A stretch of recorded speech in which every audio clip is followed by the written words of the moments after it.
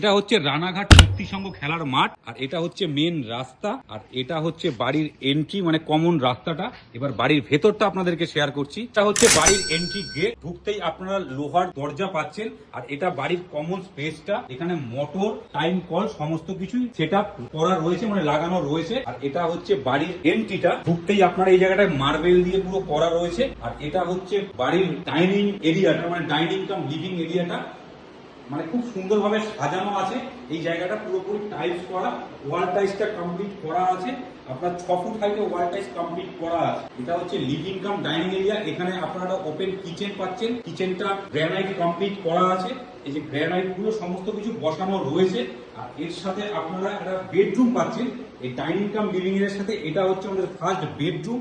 বেডরুমটা অনেকটাই বড় এবং ওয়াল পুট্টি, কালার সমস্ত কিছু কমপ্লিট করা আছে। সিলিং এ স্পটলাইট লাগানো রয়েছে এবং ফ্লোরের টাইলস কমপ্লিট করা আছে। তো এই ঘরটা 12x14 সাইজের ঘর আছে, অনেকটাই বড় স্পেস। ঘরটা পুরো ফাউন্ডেশনটাই 10 ইঞ্চি এবং কলমের করা রয়েছে। তো এটা হচ্ছে নিচতলার ফার্স্ট বেডরুম। এই নিচতলার ফার্স্ট বেডরুম থেকে লিভিং কাম ডাইনিং এরিয়া থেকে এটা হচ্ছে কমন ওয়াশরুম। আর